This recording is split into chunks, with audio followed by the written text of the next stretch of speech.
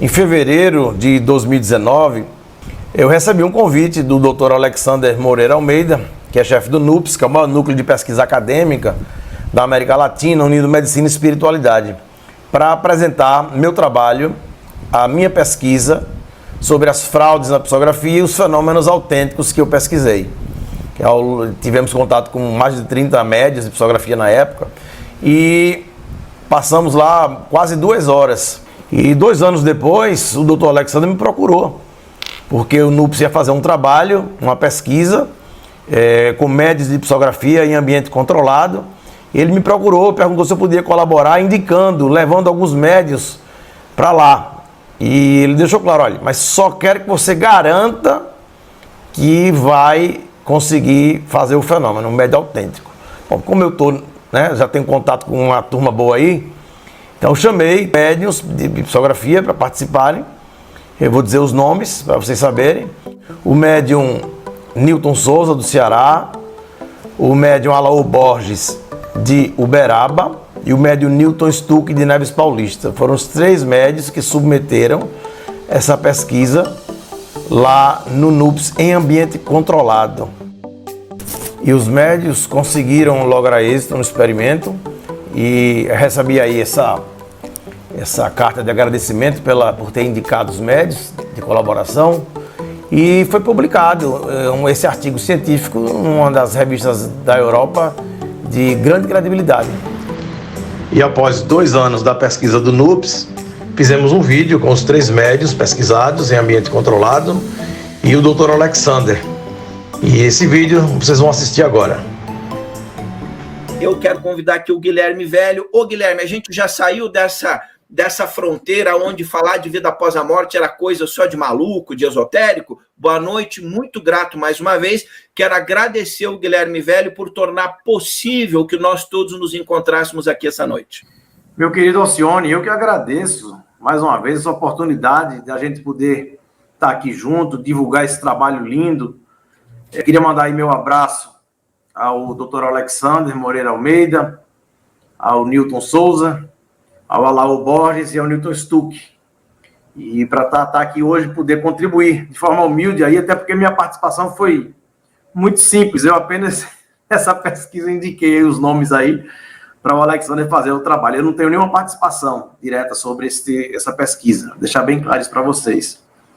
Pois é, essa mudança de paradigma está acontecendo, né? Eu acho que o paradigma hoje principalmente da psiquiatria, hoje é tudo que é abstrato aí, o não palpável, a consciência hoje está aí, norteando as pesquisas.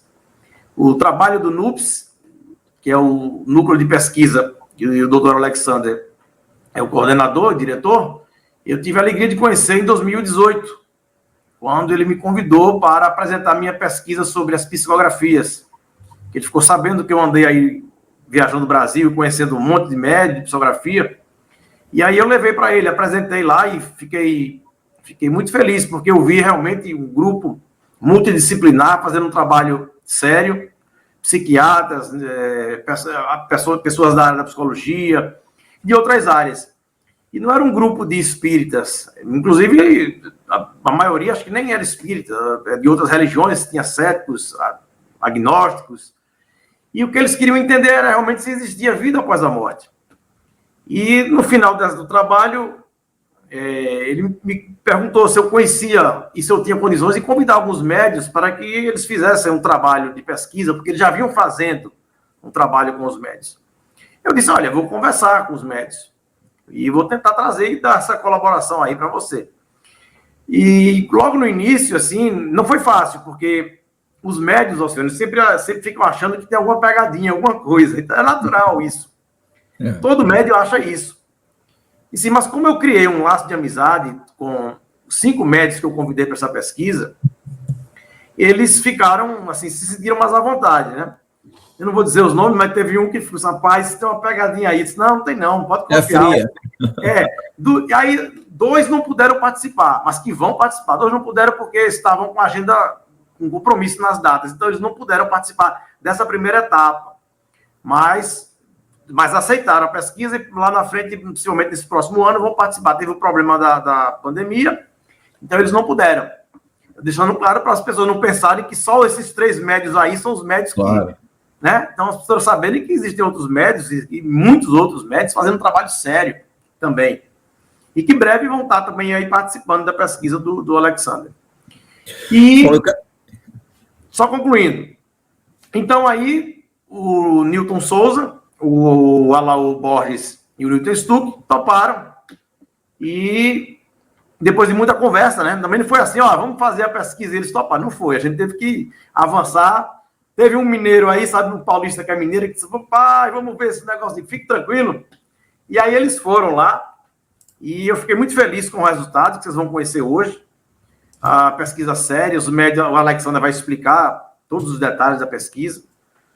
E para mim é muita alegria, né, porque a responsabilidade também foi minha, porque o Alexander disse a mim, olha, mas não indique, não traga qualquer médio, não, traga aqueles que você garante que vão conseguir produzir alguma coisa aqui. Então, me senti também responsável, né? Porque se o médio lá, ele não lograsse êxito na pesquisa, eu, por tabela, eu também cairia, né? Porque eu indiquei os médios. Deixa eu, então, doutor Alexander Moreira, bem-vindo aqui ao nosso canal. Boa noite, Alcione, boa noite, Guilherme, boa noite aos médios que também estão aqui com a gente no programa e a todos que estão nos assistindo. Tá? É um prazer, é uma alegria estar aqui com vocês, ter a oportunidade de trazer para a sociedade um pouco das pesquisas que nós temos realizadas. A gente sempre acha que é muito importante realizar as pesquisas com o máximo de rigor, de seriedade, mas, ao mesmo tempo, divulgá-las naturalmente no ambiente acadêmico, mas também devolver para a sociedade essas informações. Acho que isso é um dado importante. Bom, essa pesquisa que eu vou apresentar brevemente é uma pesquisa que foi o pós-doutoramento da professora Márcia Gomide, que é professora federal do Rio de Janeiro, da UFRJ, tá? E com outros pesquisadores colaboradores conosco, tá? O Júlio Silva, a Beth Weistock, a Cristiane Mendes. Nós realizamos esse trabalho em conjunto. Bom, o que aconteceu? Esse trabalho foi feito no NUPS, né, que é o Núcleo de Pesquisa em Espiritualidade e Saúde, da Universidade Federal de Juiz de Fora. Como é que vem essa ideia desta pesquisa?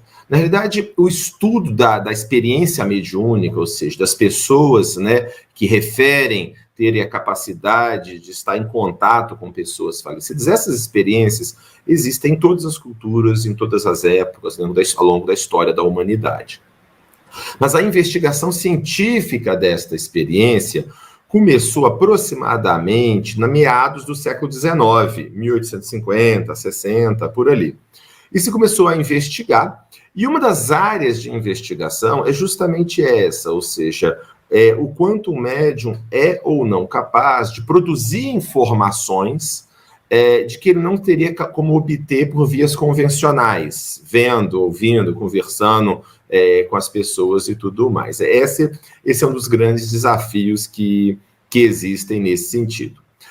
E nesse sentido, nós já vimos com algumas pesquisas anteriormente, nós orientamos também um pós-doutoramento na USP, da Denise Paraná e do Alexandre Caroli, nós orientamos esse pós-doutoramento, sobre cartas psicografadas pelo Chico Xavier. Nós publicamos, inclusive, em revistas científicas internacionais, esses estudos com as cartas psicografadas pelo Chico Xavier, investigando basicamente o grau de precisão dessas informações e o quanto o Chico poderia te dar acesso por vias convencionais, conversando com as pessoas, lendo jornais, por fraude, alguma coisa nesse sentido.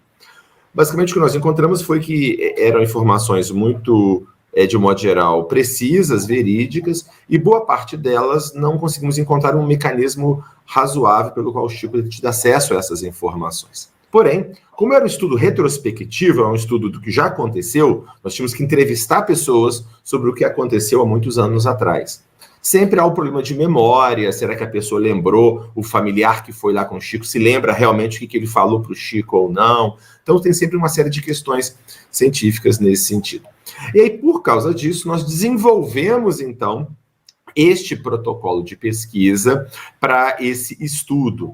E o que nós procuramos fazer? Nós procuramos criar um ambiente de pesquisa que seja o mais próximo possível do que o médium normalmente faz no seu dia a dia, mas, ao mesmo tempo, nós tivéssemos capacidade de controlar as informações que chegam até o médium.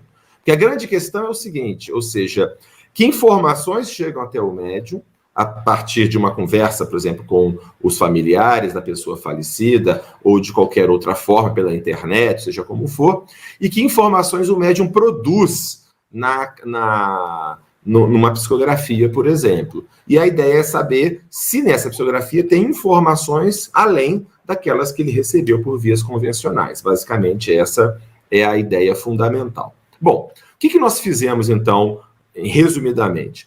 Nós entramos em contato, né, com médiums, no caso aqui. Inclusive, eu estou falando o nome dos médiums pela primeira vez, né, porque por uma ética de pesquisa, a gente, quanto pesquisador, não fala o nome das pessoas com quem nós pesquisamos, mas como eles, né, que quiseram estar aqui presentes, nos convidaram para poder... Nós estamos aqui a convite dos médiums para poder participar. Então, o Newton Stuck, Newton Souza e o Alaur Borges, eles aceitaram vir para nossa pesquisa em Juiz de Fora. Mas um dado muito importante, ninguém da equipe de pesquisa sabia quem eram os médios que seriam pesquisados. Só eu e a Márcia, que era a outra coordenadora da pesquisa. Nenhum outro membro do grupo de pesquisa sabia quem eram os médiums, e os médiums não sabiam quem eram as pessoas, os familiares enlutados que iriam participar.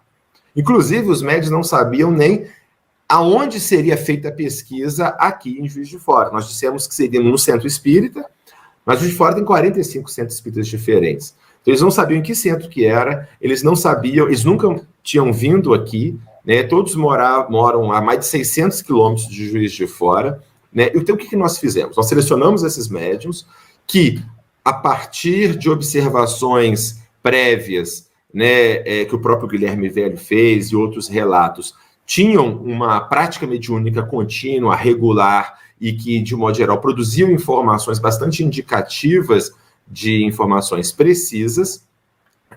E aí, então, no que nós fizemos? Nós trouxemos esses médios e também nós selecionamos pessoas enlutadas aqui na região de Juiz de Fora. Tá?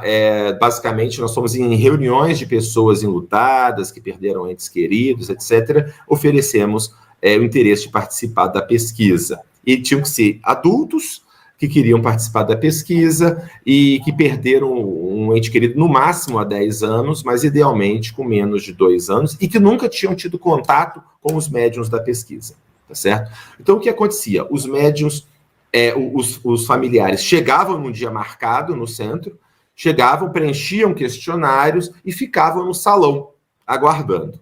E nisso, o médium que tinha chegado há poucas horas em Juiz de Fora era por mim recebido e levado para o centro espírita, direto para uma sala isolada. Ele não tinha contato com mais ninguém. Então, ele entrava lá, naquela sala, e ficava nessa sala o tempo todo filmado, com um pesquisador do lado dele. Inclusive, o celular dele, ficava conosco, para não haver nenhuma possibilidade dele ter algum tipo de informação. E aí, ele, nessa sala, ele poderia se preparar como ele desejava, fazer oração, fazer sua leitura, a preparação que ele julgasse conveniente. E os familiares, eles preenchiam uma pequena ficha, uma ficha com o nome do familiar, o nome do falecido, o nome do familiar que foi lá buscar a comunicação mediúnica, e a data da morte, a data de nascimento, basicamente, as informações que estavam na ficha. E aí, o médium recebia as fichas, ele lia as fichas, e aí ele chamava os familiares para uma entrevista, uma pequena conversa. Essa conversa, de modo geral, durava menos de 1 minuto, de 30 a 60 segundos aproximadamente, tudo isso filmado. E aí ele entrevistava todo mundo, e após isso, ele ia para o salão, na frente de todo mundo, começar a psicografar. Então, desde o momento que ele entrou no centro espírita, até ele terminar de psicografar, ele ficou o tempo todo conosco, sem nenhum tipo de acesso a nenhuma outra informação. Então, a única informação que o médium tinha era a que estava na ficha e a que ele conversou naquela breve interação com o familiar. E tudo isso foi registrado em vídeo. Então, nós temos toda essa informação que foi realizada. Muito bem.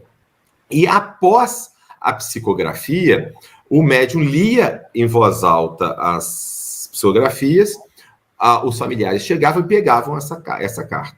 E aí, quando o familiar recebia a carta, ele era levado por um membro do nosso grupo de pesquisa para uma sala reservada também. Esse familiar era entrevistado e ele dava uma pontuação para essa carta. O quanto ele achava que essa carta era provavelmente ou não do seu familiar. Ele dava uma pontuação de 0 até 3, tá certo? Essa basicamente era a ideia. 0 tinha certeza que não era, 3 ele tinha certeza que era do seu familiar. E depois, 3 meses depois, nós entrevistávamos esse familiar de novo, na sua casa, já passando um tempo para dar até uma diminuição naquele clima emocional da reunião, para poder reavaliar como ele via essa carta e ir para uma entrevista mais detalhada, para item por item do que estava na carta, que informação os familiares achavam que era correta ou não. Ô Guilherme, vou pedir para você fazer as honras, vamos trazer os nossos 3 convidados juntos, vamos trazer um a um para que a gente os apresente, né? Fica à vontade aí. Pronto, vamos começar então chamando aí o Newton Souza. Alegria nossa estar novamente nesse canal, que é importante que as pessoas entendam que é um canal bastante heterogêneo, que trata dos mais diversificados assuntos, e é muito importante ver o nosso irmão Alcione Giacomitti interessado nessa temática e tratando do tema com tanto equilíbrio, com tanta seriedade, né? Eu estava assistindo às perguntas e a interação com o nosso querido doutor Alexander Moreira, e estava muito feliz desse momento, porque realmente é a primeira vez que a gente está dando publicidade a essa pesquisa, revelando os nomes dos médiuns. Na sequência, a gente explica por que nós tomamos a iniciativa de revelar o processo de pesquisa. E queremos, desde já, asseverar que se a pesquisa tivesse dado errado, nós também estaríamos colocando o nosso nome na pauta, porque as pesquisas são extremamente necessárias aos próprios médiuns, porque os médiuns também necessitam dos pesquisadores para entender o fenômeno, para se entender. Nem todas as obras que tratam dos assuntos do mecanismo da mediunidade trazem múltiplos detalhes do universo mediúnico, tendo em vista que cada médium tem um universo de percepções muito peculiar e muito próprio. O Guilherme, vamos trazer o nosso segundo convidado, que vai estar pela primeira vez agora aqui. Faça as honras, por favor. Vamos chamar agora, só para deixar aí registrado, já temos aqui quase 700 pessoas online, viu? Sim. O meu querido Alaor Borges. Boa noite, Alaor. Que bom tê-lo aqui pela primeira vez no nosso canal. Sinta-se à vontade aqui para dar uma boa noite a todas as pessoas. Então, boa noite, Alcione, boa noite, Guilherme, boa noite ao Newton Souza, ao Newton Stuck, e boa noite também ao doutor Alexander. Então, para nós foi uma grande alegria podermos participar dessa pesquisa que aconteceu, e eu gostaria, inicialmente, de deixar o meu agradecimento ao Guilherme Velho, que sempre respeitou o nosso trabalho, que nos acompanhou em algumas reuniões mediúnicas que realizamos, na condição de observador, durante a reunião, antes e depois, sempre conversávamos muito a respeito do assunto. Então, a minha gratidão ao Guilherme, e eu queria também, de uma maneira muito carinhosa, muito respeitosa, agradecer também ao Dr. Alexander Moreira, porque uma coisa assim que eu comentei muito com a minha esposa, uma coisa que me impressionou muito no contato assim com o Dr. Alexander, foi o respeito que ele teve por nós, o respeito pela nossa condição de médium, pelo nosso trabalho. Tudo isso aí que ele falou, eu endosso, foi exatamente assim que aconteceu.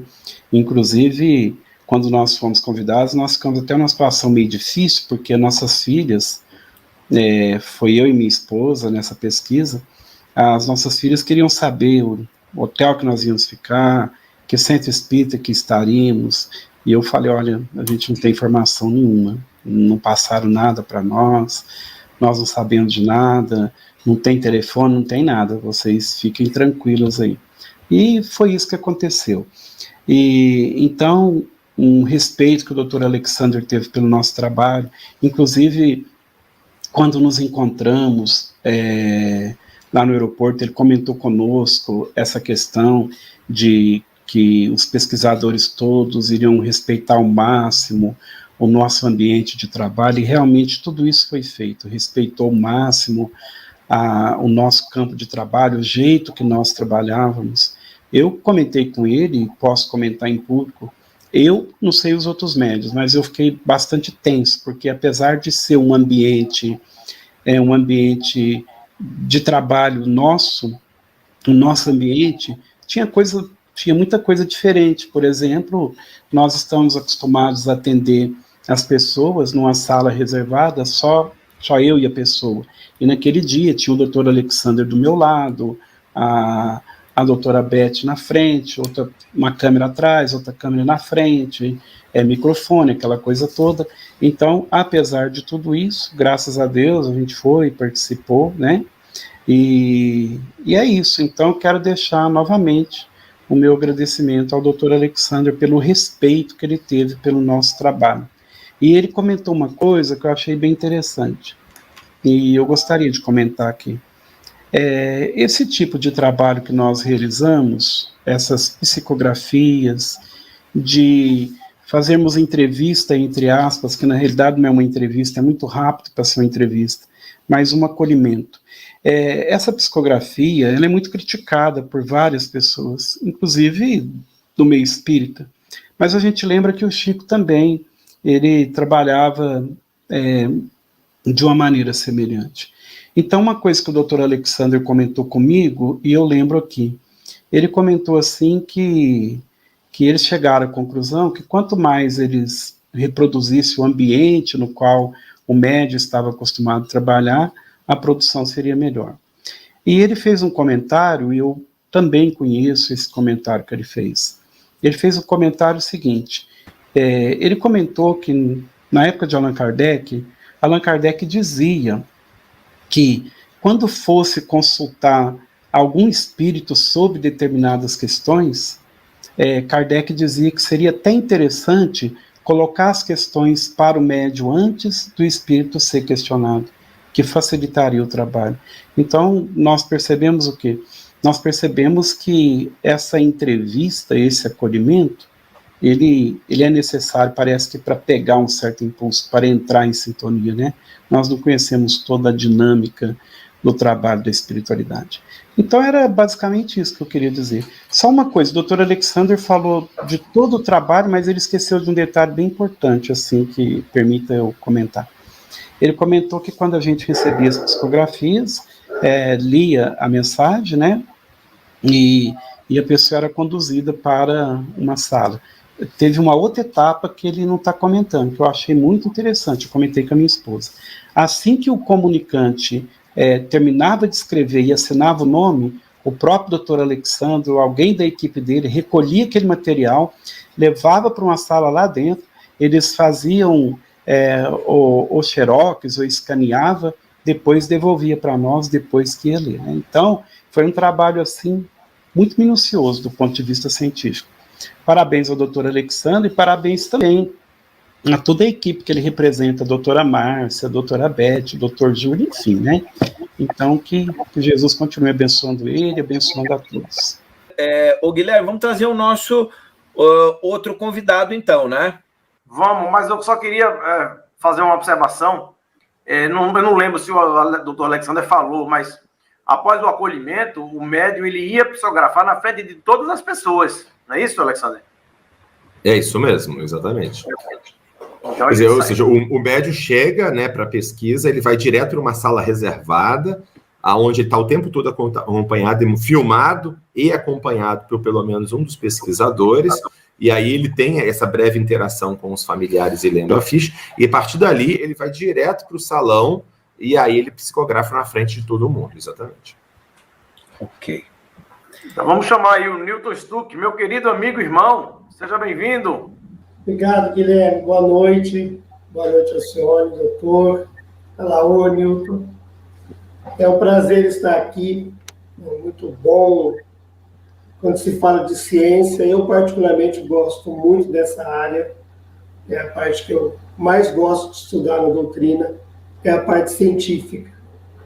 Quando eu fui convidado a participar desta pesquisa, eu já havia participado de uma outra com o Guilherme, né, em Recife, que foi muito boa, e eu me senti muito bem acolhido. Na pesquisa anterior, eu fiquei no seu apartamento, né, Guilherme, o tempo todo, e depois fomos para o trabalho. Em Juiz de Fora não foi diferente, né? Nós somos acolhidos com muito carinho, com muito respeito, com muita consideração, até fizemos amigos depois disso.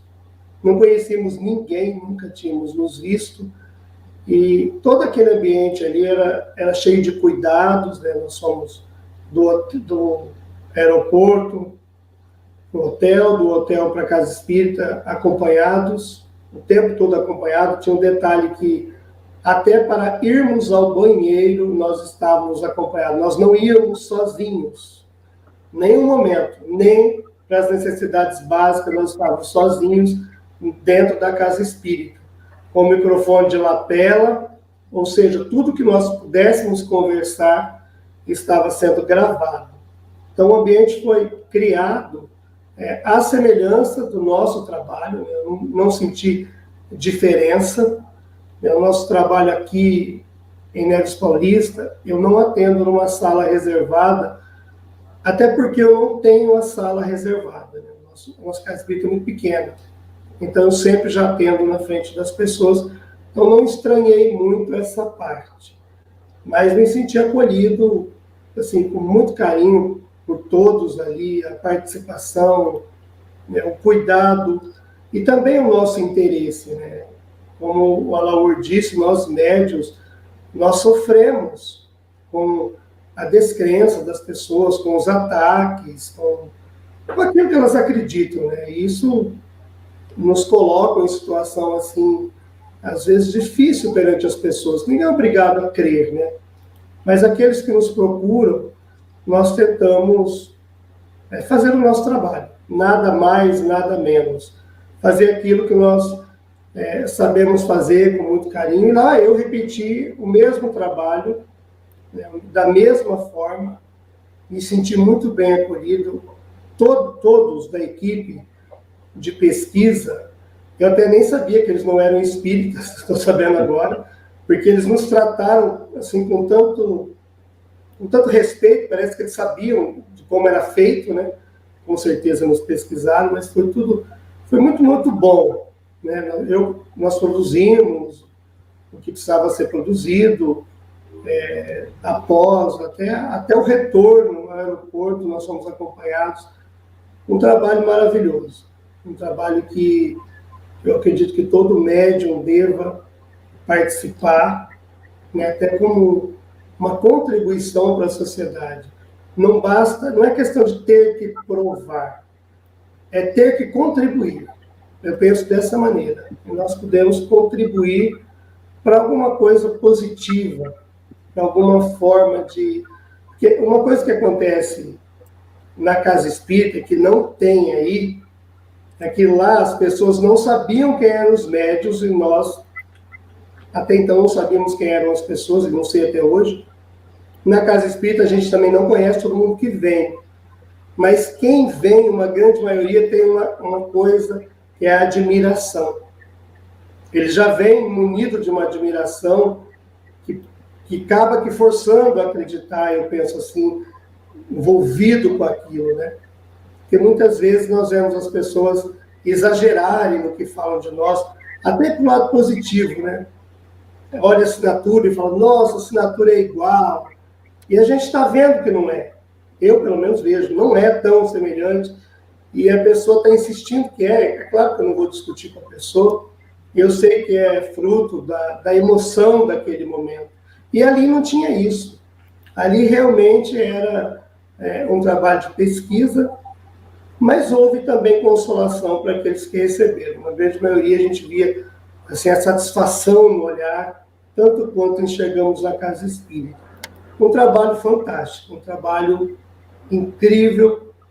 Eu sempre falei isso para o Guilherme desde o início, né?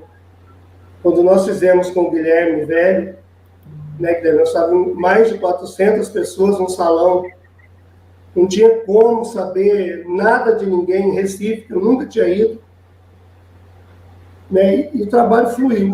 Então a gente tem que se entregar como entrega no nosso trabalho e deixar fazer aquilo que a gente já faz, como os nossos colegas fazem. O ambiente é adverso, né? Mas foi preparado para que a gente desse o nosso melhor. Eu me senti muito bem.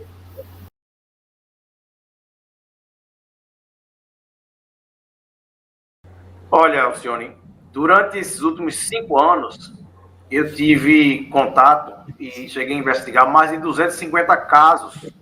Então, eu me envolvi muito com mães que entregaram seus filhos, pais que entregaram seus filhos. Então, é uma dor realmente imensurável. E eu me envolvi demais, né? Inclusive, me tornei um amigo de muitas pessoas que estão aqui assistindo a live. E eu digo a você, foi uma experiência assim transformadora. Eu transformei minha vida, porque você imaginar uma mãe, uma filha única, e chegar em casa e encontrar sua filha morta, ela eletrocutada, né? E uma pessoa entra em desespero.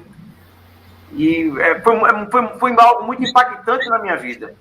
E essas cartas, eu costumo dizer nas minhas palestras, que essas cartas elas funcionam como um analgésico. Que ela vem ali aliviar aquela dor que está ali, né?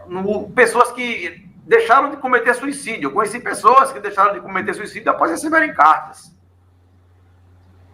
E dentro dos espíritas, das pessoas que têm o espiritismo como sua crença, eu noto que a carta para elas funciona realmente como um analgésico. Mas muitas das pessoas que não ficaram ali, ficaram apenas na carta, não mergulharam no entendimento do que estava por trás da carta, não buscaram entender as leis que regem o universo, que regem a vida, o que está por trás disso aqui.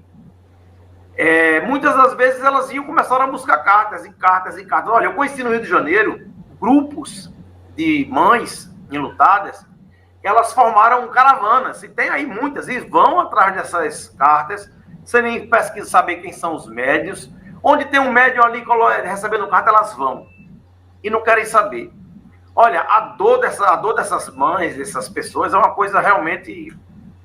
Não dá para falar. Só sabe quem passa. E a vontade de receber essas cartas se torna até uma obsessão.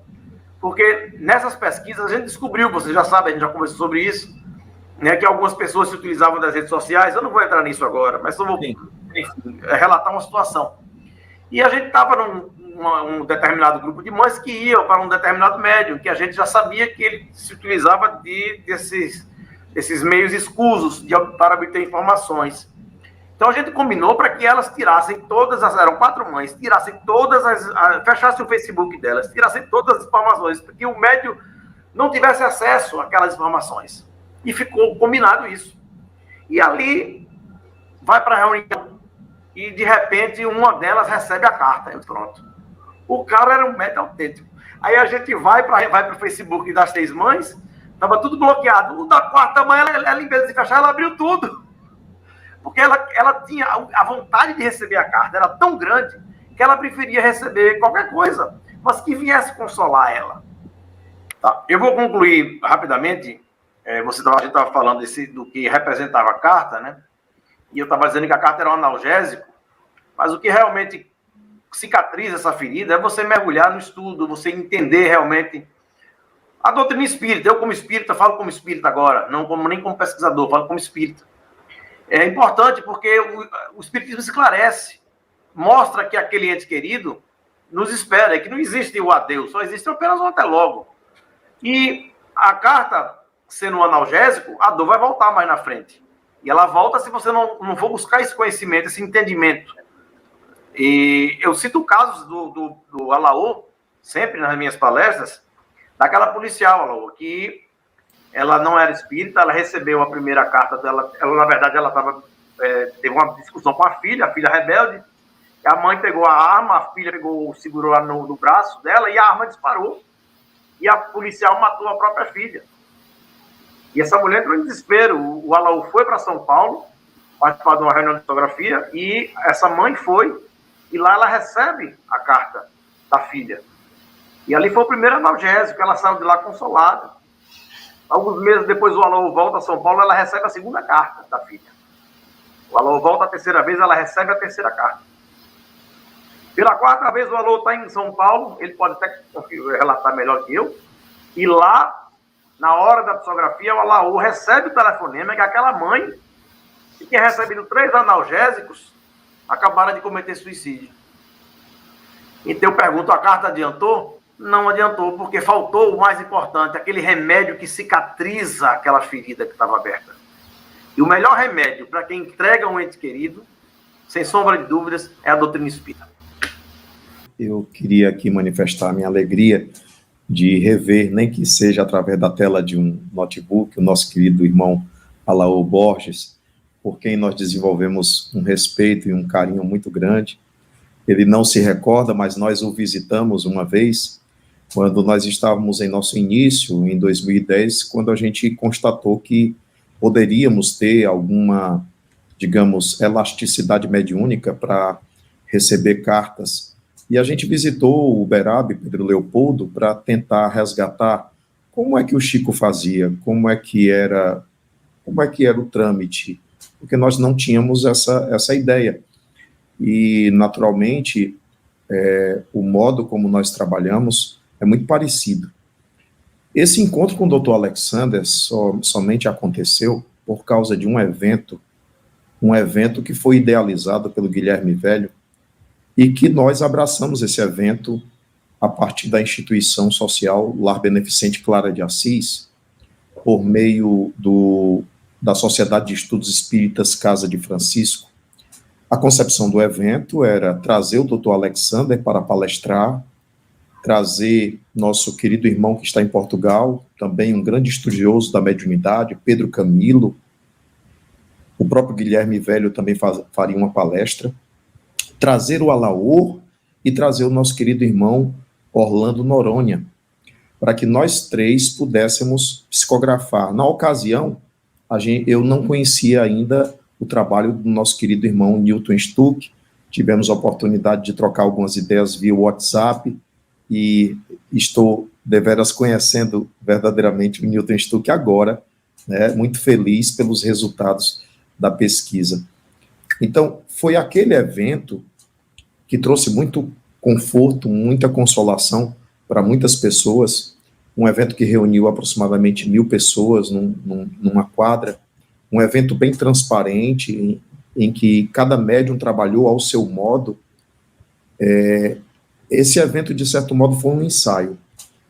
Um outro ensaio, porque o Guilherme é integrante do Instituto de Pesquisas Psicobiofísicas de Pernambuco, e é bom que a gente diga algumas coisas. É difícil a gente ter que apresentar assim, o currículo do Dr. Alexander, nem caberia. O currículo do Guilherme e a experiência dele na área de pesquisa com diversos médios que ele visitou. Porque as pessoas que estão no chat, eu estou observando, elas precisam entender que há uma intenção séria, que há um abalizamento próprio, que são pessoas que estão lidando com um processo de busca da verdade, porque isso é muito importante. É muito fácil, querido Alcione Giacomitti, com todo respeito àqueles que estão escrevendo no chat, eu duvidar à distância. É muito fácil eu expender ou colocar para fora o meu cepticismo, porque simplesmente não cabe dentro do meu raciocínio. Mas é mais difícil, seria bem mais honesto e seria bem mais lúcido se a pessoa que quer buscar a verdade se debruçasse em pesquisa.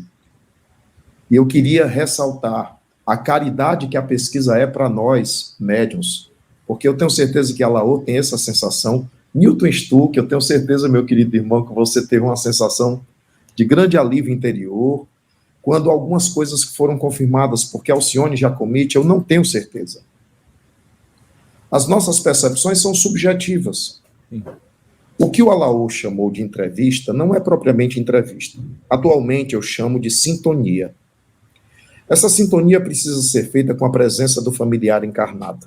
Era a recomendação de Allan Kardec, porque senão você não teria um fluido específico, magnético, suficiente capaz de atrair o espírito. Suponha que você esteja no meio de uma rua, você vai ouvir qualquer pessoa lhe chamando? Não, você não vai atender qualquer pessoa lhe chamando. Mas quando é uma pessoa do seu interesse, você vai atender. Allan Kardec defendia as evocações. Escreveu um capítulo inteiro no livro O Céu e o Inferno, e escreveu um outro capítulo, inclusive com um capítulo conjugado, perguntas que se podem fazer aos espíritos. Ele fez essa recomendação preferindo a evocação, porque a evocação já é um sistema de controle. Porque se eu evoco o Guilherme desencarnado, não estou dizendo que o meu irmão vai desencarnar tão cedo, mas se eu evoco o Guilherme velho desencarnado, eu estou evocando o Guilherme velho desencarnado. Então, qualquer espírito que venha, ele não vai poder se passar pelo Guilherme, porque há peculiaridades e há jeitos de linguagem. O grande quê da pesquisa de Allan Kardec, Dr. Alexander seguiu muito bem a metodologia de pesquisa, porque ele adequou a pesquisa ao sistema de trabalho de cada médium e adequou a pesquisa ao objeto de pesquisa chamado espírito, ou seja, um autor sem corpo. E como é que esse autor sem corpo age sobre nossa mente? As pessoas poderiam objetar e dizer, mas é telepatia? Você captou da mente do pai? Ah, sim. Se o telepata pai estiver pensando e transmitindo aquela ideia, aquela imagem, aquela lembrança, poderíamos colocar a telepatia como pauta. Mas e quando o médium? O médium, ele capta o local onde está morto o filho sem que a família saiba. Onde estaria a paranormalidade da telepatia? Onde estaria a ideia de uma acessibilidade a um campo morfogenético? É que, com todo respeito ao Alcione Jacomite, a teoria não se aplicaria à perspectiva efetivamente mediúnica, né? As pesquisas dos campos morfogenéticos, elas têm mais a ver com a formulação do corpo espiritual, que dá formatação ao chamado MOB, o modelo organizador biológico, o nosso corpo físico, como sendo o resultado desse holograma perispirítico, segundo a teoria de Allan Kardec, segundo o que ele colheu com os espíritos. Então, eu gostaria de dizer também, dentro da perspectiva religiosa, Alcione, eu estou tentando atender também a algumas colocações no chat. Excelente, muito bom, que a minha pergunta foi, não minhas dúvidas, em base ao que as pessoas na sala estão falando, né? Que Jesus conversou com um morto. Jesus conversou com um morto chamado Moisés. Segundo o último capítulo do Deuteronômio, Moisés estava morto. Ele foi, inclusive, arrebatado e enterrado pelo Senhor, inclusive o chamado opositor, ou como que disputava com o arcanjo Miguel o corpo de Moisés. Disputava o corpo de Moisés, significando que ele estava morto. E, de repente, Moisés aparece ao lado de Jesus no Monte Tabor e conversa com Jesus, e Jesus conversa com Moisés, e a aparição foi tão tangível, tão impactante, que Pedro disse assim: Senhor, é bom que estejamos aqui, façamos então 3 cabanas, uma para o Senhor, outra para Moisés e outra para Elias. Se Jesus, que é o nosso mestre maior, se permitia conversar com um morto chamado Moisés, por que não permitiria Jesus, no alto de sua amorosidade e afetividade pelos sofredores do mundo, porque ele não permitiria que os parentes desencarnados viessem consolar os seus através de psicografias ou de psicofonias, mediunidades falantes, através de aparições, através de tangibilidades ou fenômenos de materialização? Como realmente é prolixa a nossa conversa porque já existem tantas pesquisas.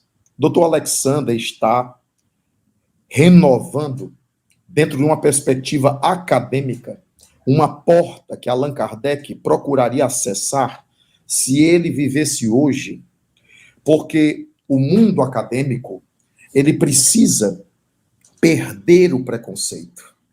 É tão prejudicial um religioso fanático quanto um acadêmico dogmático.